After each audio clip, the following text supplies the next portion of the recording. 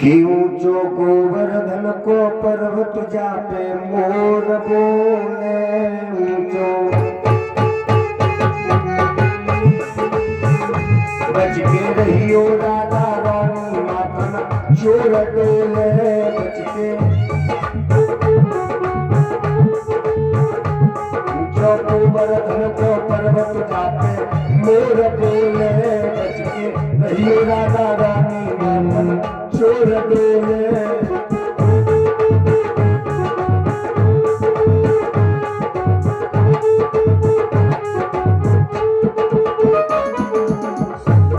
मई गाय चरा को हुई वो नंदलाला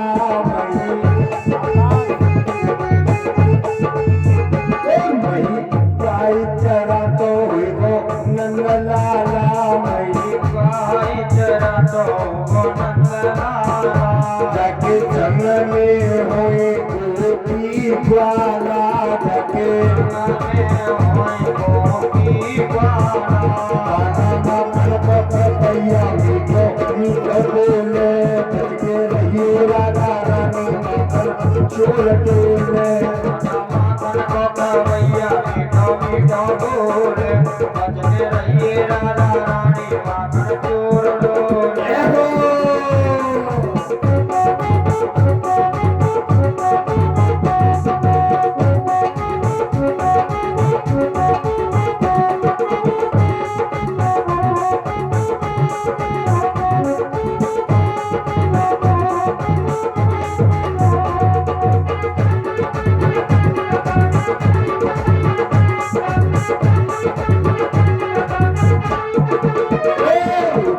पर्वत जाके मोर बोले बच के रहियो राधा रानी माखन चोर डोले मोर बोले बच के रहिए राधा रानी माखन चोर डोले जय हो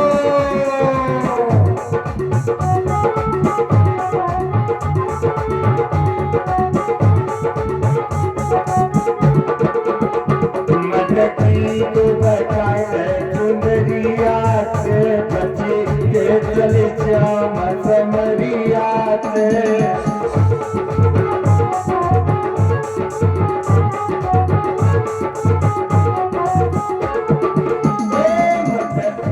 तो बचाए सुंदरिया से बची के चले श्याम समरिया से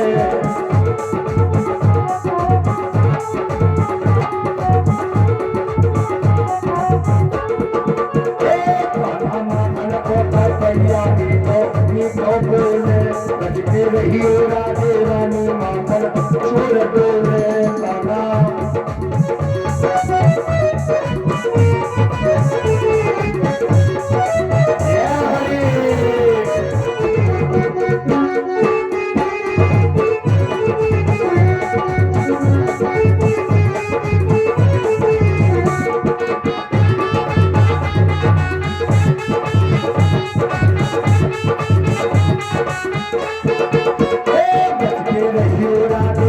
चोर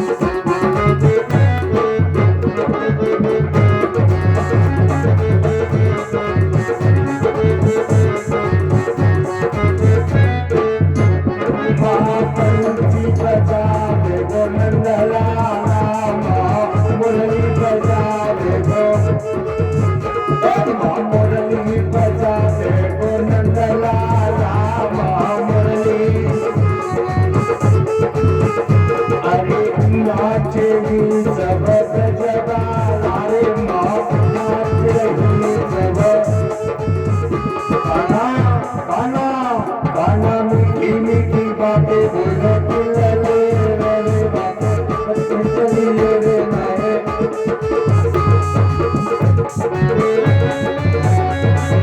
हरि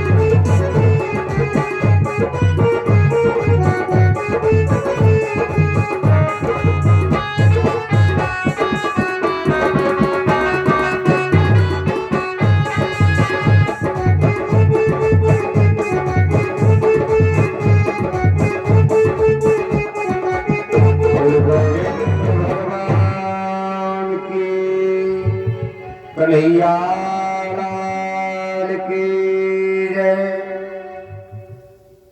आज भगवान कन्हैया द्वारका में रहने लगे। श्री सुखदेव जी महाराज समझाते हैं राजन परिचय भगवान कन्हैया दाऊ भैया रथ में बैठने के बाद अक्रूर जी के साथ और विद्या अध्ययन करने के लिए गए।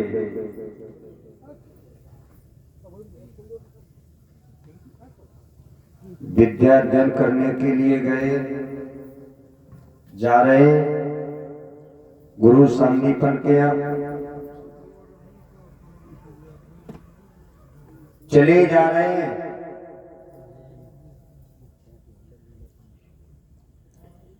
जैसे ही रास्ते में कुछ जंगल पड़ा, उस जंगल में एक रोने की आवाज आई। जैसे ही आवाज आई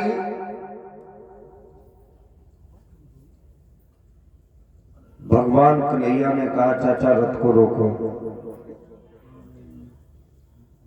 रथ को रुकवा लिया।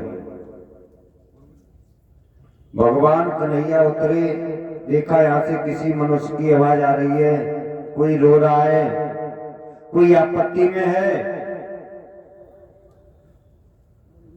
भगवान कन्हैया रथ से उतर करके गए तो उस बेहड़ वन में जाकर के आगे जंगल में देखा तो एक बालक बैठा हुआ है, उसके पैर में कांटा लगा हुआ है और दर्द के मारे बेचारा रो रहा है, उससे कांटा निकल नहीं रहा है। भगवान कन्हैया ने देखा ये तो बहुत मुसीबत है।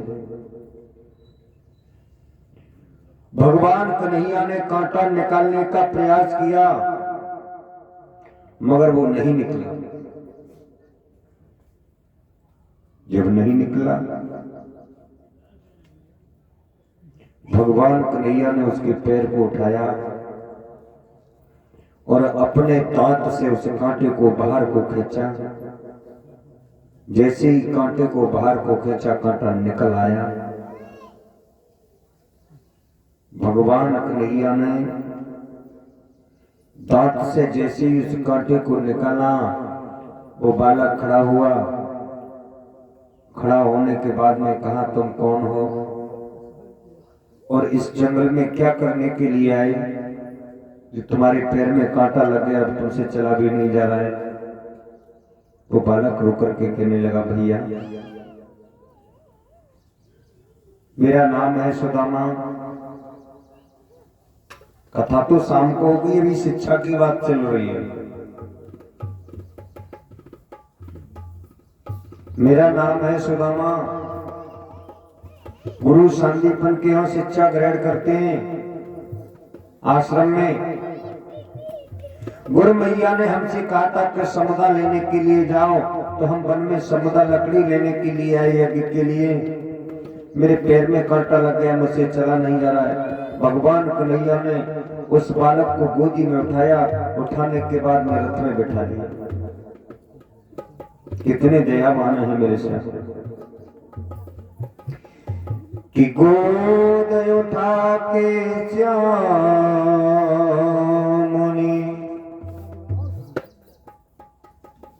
रथ में किए सवार, रथ में बिठाया। कहने लगा, भैया आप कौन हो? भगवान कन्हैया कहने लगे, मेरा नाम कृष्ण है, ये हमारे बड़े भैया हैं बलराम, हम इस विद्या धन के लिए आपके गुरु संदीपन के यहाँ जा रहे हैं। चलो बैठो। बालक को बिठाया, दोनों में बहुत मित्रता हो गई है। भगवान कन्हैया में और सुदामा में मित्रता हो गई, साथ रहते हैं। अब तो वो भी विद्याध्ययन करते हैं वहां, और भगवान कन्हैया भी विद्याध्ययन करने के लिए गए। गुरु संदीपन के आश्रम में भगवान कन्हैया ने विद्याध्ययन कर रहे हैं। एक दिन मैया गुरु माता ने श्याम से कहा, श्याम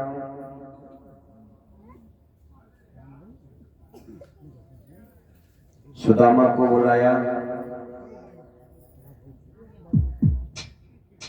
समुदाय नहीं है यज्ञ के लिए, तुम्हें समुदाय लेकर के आने।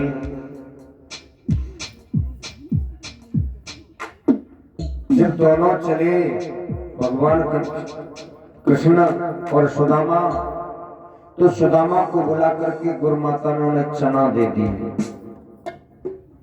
बेटा बोले, हाँ, कि तुम दोनों समुदाय लेने के लिए जंगल में जा रहे हो, अगर तुम्हें भूख लगे तो इन चनाओं को खा ले।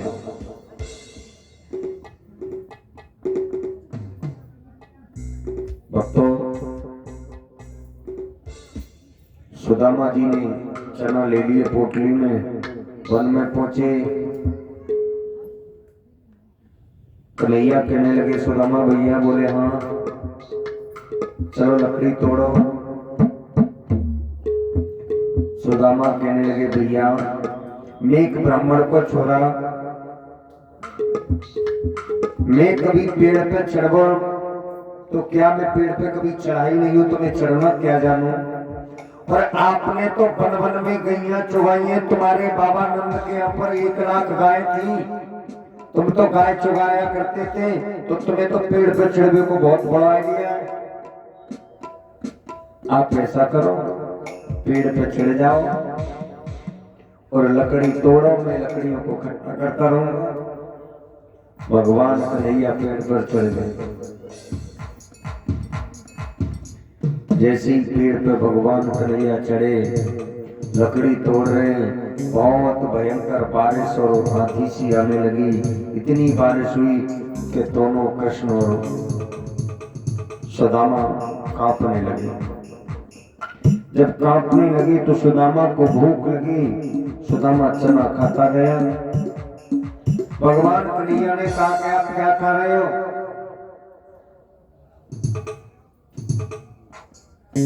चना। भगवान तो समझ गए चना खा रहे, मगर सुदामा ने नहीं बताया कि मैं क्या खा रहा हूं। सुदामा कहने लगे, भैया मेरे पास बनाया क्या है खाने के लिए, मैं क्या खा सकता हूं? मेरी सर्दी के मारे मेरी दांती कप रही है, मेरे दांत बज रहे हैं भैया, मुझे बहुत सर्दी लग रही है। कि मोहन ने कट कट शब्द सुना, पूछा क्या भैया खाते हो? भैया क्या खा रहे हो?